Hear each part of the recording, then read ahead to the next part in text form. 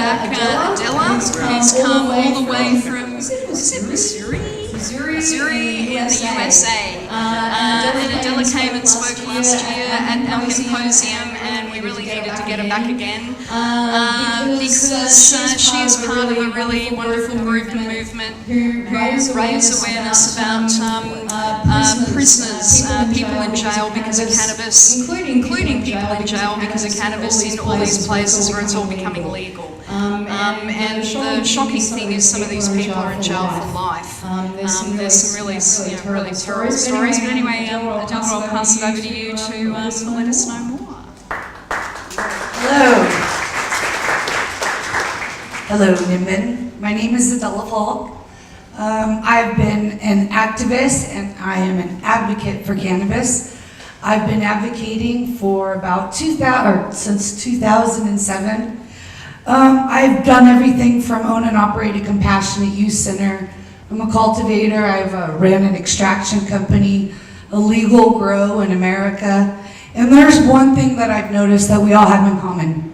We all get arrested for cannabis, whether we're a patient or we're a compassionate use provider. And that doesn't matter if I'm in Australia, Canada, or the United States of America. I just happen to reside in the country that has the largest prison population with only 5% of the world's population. Every 36 seconds in the United States of America, somebody's arrested for pot. Every 36 seconds. That's a lot of people. And do you know 99% of those people are gonna take a plea deal, which means they're gonna have misdemeanors, they're gonna have felons, which means they can't have assistance when it comes to going to school, or assistance for medical, or assistance for housing. I know a guy spent 6 years in prison for marijuana DUI. The exact same thing that's happening on your streets, but you think it's free in my country? You think it's free in Canada because they use a semantics called legalization? That's called regulation. We're not legal until nobody goes to prison for a plant. Tell me, why do they have to regulate what we do in our backyard? 4 plants? I can justify 20 plants, not 4. Why are we begging for regulations? Why are we like, oh yay, you're gonna let us grow 4 plants. Oh, it's legalized, it's regulated. You have 5 plants, you can go to prison. You know what, we created? A bureaucracy. It's called a knock and talk. Now in order to see if you are in compliance, you have law enforcement come to your door and inspect your grow. Do you feel safe? Look, we're gonna regulate dispensaries. We're gonna regulate commercial grows. But should what you do in your backyard or should what you put in your body be regulated? If you so choose to go to a dispensary, use your consumer power and go to places that are actively testing for good, cannabis, organic cannabis, making sure that there's no pesticides or no chemicals put into your cannabis. We don't need the government to regulate us. We don't need the government to say what you can do. But you know what I've even noticed more than begging for regulations, which is what we do, because we're so desperate to have something that nature gives us? None of us take action on a civic duty. None of us vote. Yeah, you're supposed to vote here. I know it's illegal not to, but do you?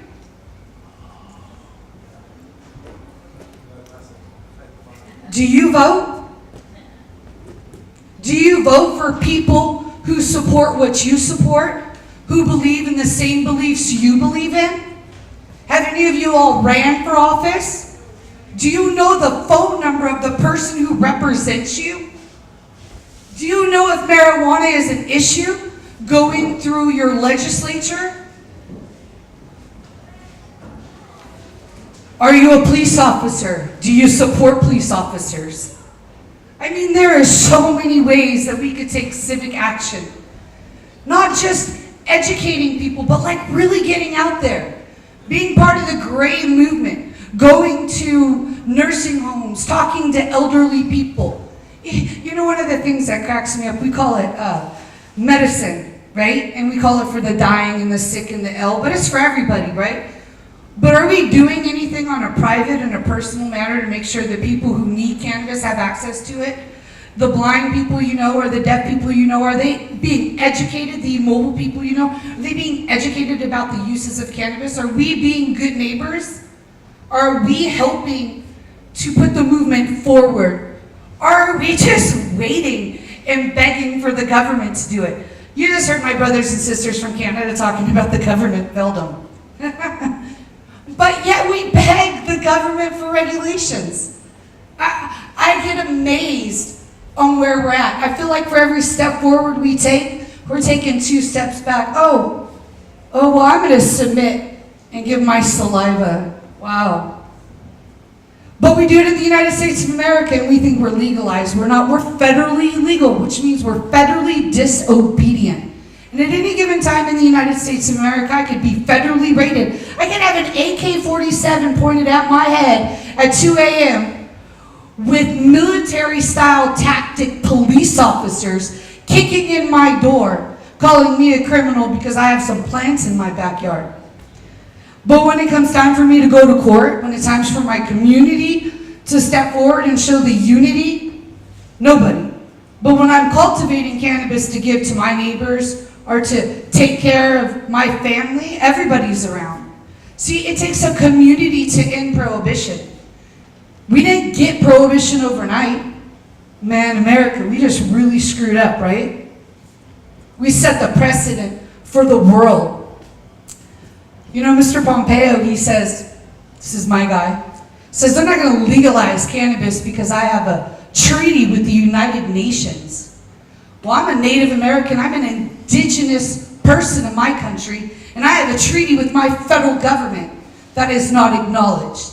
You know, first things first, respect to our elders, past and present, regardless of what country I'm in, because without them, none of us would be here.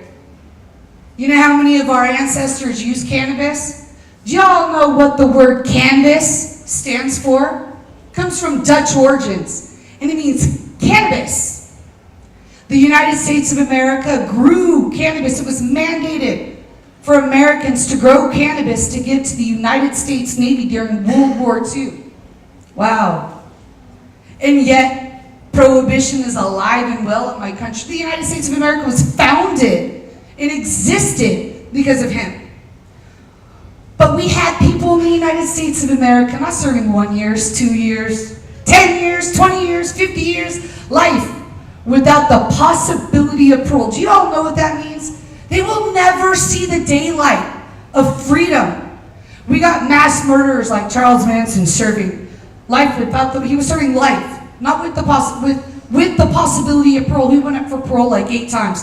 Granted, he was denied, but he had the option, the opportunity of freedom. We got people in my country serving life without the possibility of parole. And you know, some of them were never ever busted with a weed or a seed. It's called a dry case, it's called a ghost case. We have confidential informants that we pay to testify in a court of law. These are criminals that we pay to testify against somebody so that they stay out of jail. What initiatives, what incentives to keep criminals from lying, to keep innocent people in prison. Life. And we got jurors saying, oh yeah, great, life. Jurors, that's ironic. Jurors in my country consist of my brothers and sisters getting up there and penalizing somebody for a plant that grows in my backyard. So what does regulation spew? Bureaucracy. It creates a government that needs to go out and regulate us. We should be advocating for regulation of businesses, for regulation of commercial grows, not for individual rights. We don't ask for regulation for a tomato plant. You got morning glories growing all around here. It's a psychedelic. Man. So I'm not trying to be a downer, W, but I think hindsight is beautiful. And if we could see what bad laws, bad rules, and bad regulations lead to, we can do stuff to prevent it. And stop doing the same thing. And start doing something more progressive. I live in a farming community. I'm a farmer, I'm on 8 acres. I got chickens and ducks and guineas and quails and pigs and bunnies. And you know what would residuate with my community is industrialized hemp. But you know what they did in my country? They created an arbitrary number by a bunch of scientists that divided my plant, my cannabis plant, into two species.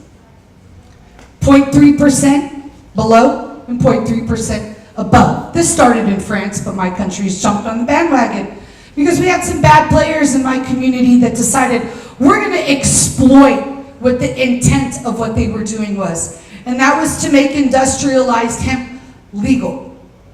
So that when I wanted to make this beautiful dress that I'm wearing, which is available right next door, which could use some support after the raid, they exploited it because these products were supposed to be grown under the 0.3% margin, which we call industrialized hemp. They call it hemp, and now they grow all females and they produce CBD. That's marijuana for medicinal purposes. That's medicinal marijuana. That is not industrialized hemp. Industrialized hemp would make this microphone. So what we did is we exploited it. And now we have this huge gray area of people being rated for CBD products. But that's not what it was about. If we would just legalize all of it and remove it from the Controlled Substance Act in my country, we would have none of this bureaucracy. Well, why are we here? Why are we allowing it to happen? Because we don't vote. How many people voted last time? I mean, look around. That is the problem. How many people have ever ran for office? Awesome. It's one hand. What are we going to do? How about buying a book and donating it to your library? Going to an elementary school and reading and talking. We don't have to mention medicinal marijuana. We can talk about things. We can create an entire display of beautiful products, because when we get past the stereotypes, the rhetoric, and the propaganda, starting with industrialized hemp and showing people, it becomes easier to understand that this is also a food. This is also a medicine. But we're not taking personal and private actions. We expect your neighbor to do it. We expect somebody else to do it. And you know what's really funny? When they do it, we bitch about it. Oh, I can't believe they did that. Okay, well, what did you do? If you don't like their rules and their regulations, then let's please take some serious action. Because how many of us are going to get fined this weekend? How many people might go to jail on these checkpoints? You know, when this raid was happening next door, I'm going to tell you, in the United States of America, we go out and we're with bullhorns. And I saw, I think it was Francine laying in front of the cop car saying, "You're not leaving," and that was beautiful. But could you imagine if every single one of you were laying in front of that cop car, surrounding it with your arms locked? No, we're not standing for this injustice. We're not standing for this tyranny. We just sat back and watched it happen because we're scared and we're terrified. Because we've been raised ever since we were so big that that's what it is. We have programs like DARE. We have all these anti-drug programs. We call it a drug, it's a plant. But we're not doing anything to stop it. Anybody writing a book? Anybody on YouTube? Okay, I brought this beautiful Elvie with me and she's blind. And you know one of the things that really gets me? So we have all these people writing these medicinal cannabis books. And it costs $60 to get a couple of Braille books made for our disabled brothers and sisters, but nobody's doing them. She has an entire library of books that she can't even read, she can't even listen to. Where are we as a community? Where are we taking care of the people that need it? So we pass rules and regulations. Some of them are so absurd that it just takes a little bit of smarts to show the government how absurd it is. So Dennis and I live in San Diego. One time I did, I'm in Missouri now, and they were passing some absurd regulations saying that you had to build a 24 square foot room in order to grow your 6 pot plants. So we built the room, and I got in a wheelchair, and I rolled it in the wheelchair, and I rolled in, and we couldn't do anything. So you had to build a 24 square foot room inside of your room. And then if you put your nutrients on the outside and the cops came on a knock and talk compliance check, you're out of compliance and you're going to jail. Wow. So there's a couple things I always preach in my country, and that's you have the right to remain silent. But But I have the right not to be searched. I have the right not to be touched in my country, and sadly you don't. So your fight is a lot harder. But you're not anywhere near closer to regulations and legalization than I am in my country. You're no more safer than I am. But we're no more advanced than you are. See, people look at it and go, I can't believe this is happening here. I know a guy spending 6 years in prison for a marijuana DUI. It's the exact same thing. You're actually more likely to go to prison in my country for cannabis than you are in your country. Every 36 seconds in my country. Every 9 minutes in Canada, someone gets thrown in jail for pot. 2,000 people a day in South Africa are thrown in jail for pot. Pot, cannabis, ganja, marijuana. Something that no matter what country you go to, we're all brothers and sisters of cannabis. And I could just go like this to you, and you go like this to me. We don't have to speak the same language. We could sit down, enjoy a cannabis cigarette, and walk away and never spoke a word, but you know you were in good company with like-minded people. Now imagine we take that energy and we perpetuate it and we propel it worldwide. You know, this is an energy, this is a movement that we have the ability to do, with the ability to end cannabis prohibition. I just really hope at the end of this that everybody takes personal action. Sit down, write a letter. Do y'all know who your representatives are? Who has your back? Who you vote for? Do you know where they stand with cannabis? Can you write to your local judges and tell them that you don't think that people belong in jail for a plant? And that you're not going to stand by it? And when they put people in jail for it, or when they arrest them and they give them a fine, that you go to their office with a group of your friends and your family and you say, hey, we don't want this. You're not representing the will of your people, of your constituency. So yeah, there's a lot of great things going on in cannabis regulation.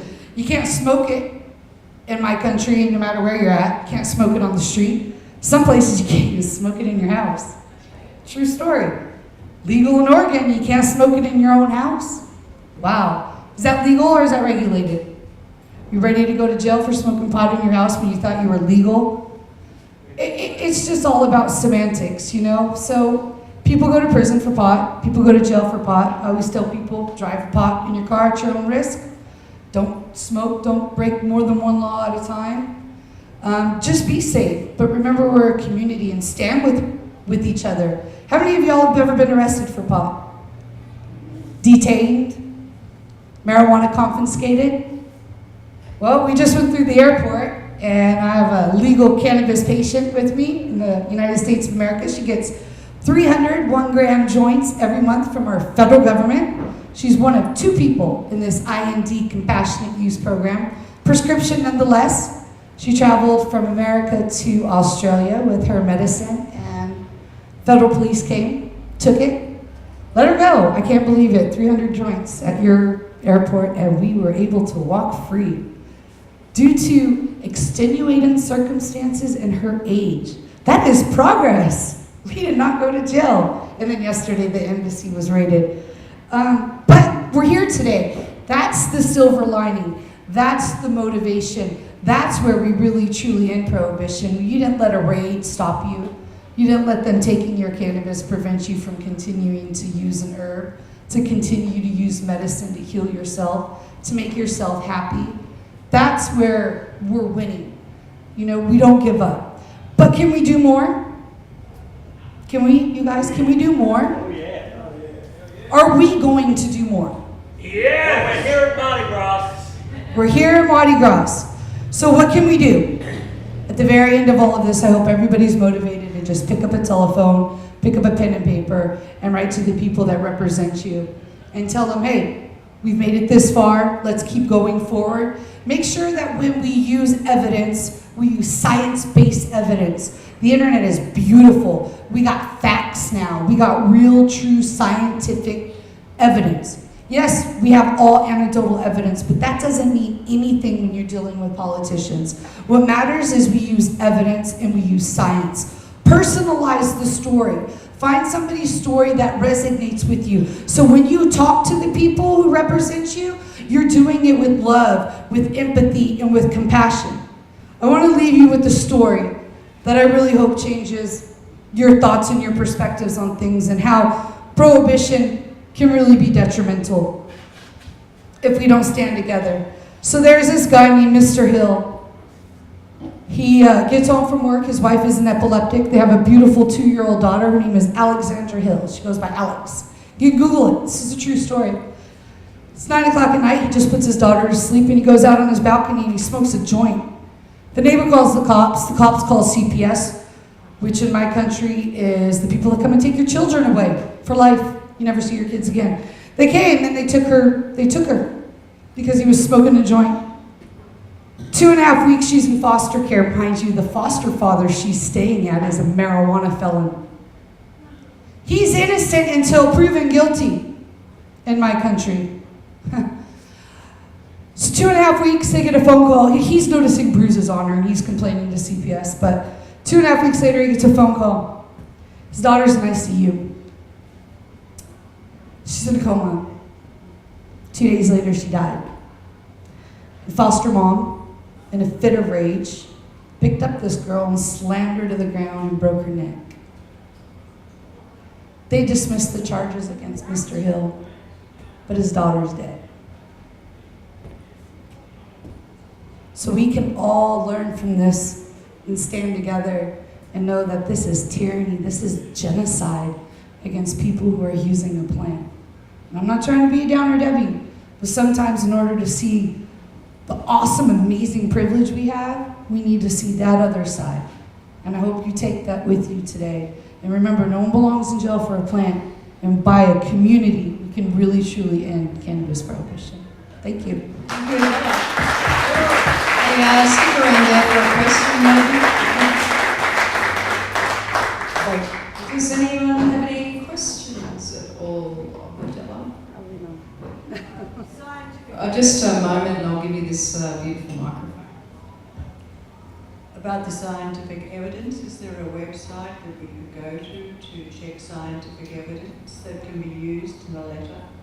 Yeah, you know, it's great that you asked that because my government refuses the right hand and left hand don't talk to each other. We have a website called patent.gov. It's ran by our government website, and if you type in cannabis and marijuana, you will see patents that our government has given to people, which has to mean they have to have hit basic scientific points in order to have that patent. We have some patents for anti-inflammatory. Cannabis is for anti-inflammatory, for arthritis, for nausea.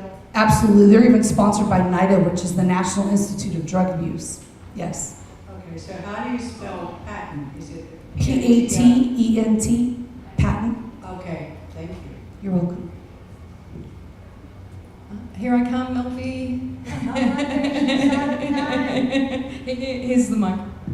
How about patients out of time for information? Yes, ma'am. Patients out of time. We'll put some of these on the Hemp Embassy website as well. Okay, any other comments, questions? You can catch up with Adela outside on the in the veranda cafe, and also Elvie. Someone's yelling. Oh, here we have one more question. You said question and comments. I just thought I'd add, because you were talking about getting in touch with your local Member of Parliament. I've got a friend down in Victoria who works for a Member of Parliament. I've been friends with a couple of other members. Well, Fiona will be on later today. And one thing that he said is that he's getting, in the time that he's been working with this elected member, which has been about 6 months, every week he's getting about 4 emails from people who are supporting prohibition, from people who are supporting an anti-drug message. And he's not seeing many from people that are saying, what's the deal with prohibition? So I just want to highlight that point that you made. Get in touch with your local MP. They need to hear this. And you know, you're absolutely right. So they are getting a couple. 4 is still not 400. But when you go to cannabis events where there's speaking engagements, where there's a public forum, where there's Q&As, I will notice that the anti-cannabis people are a lot more likely to show up, and they are a lot more vocal. So let's move that 4 to 400 and flood them every day. You know, one of the things you should do when you wake up and have coffee and you enjoy your cannabis cigarette, hit it, hit that phone call, make it, call them every day, write an email every day, call every day. They can hear from you every day. Hey, you legalized pot yet? All right, thank you guys. Have a blessed day.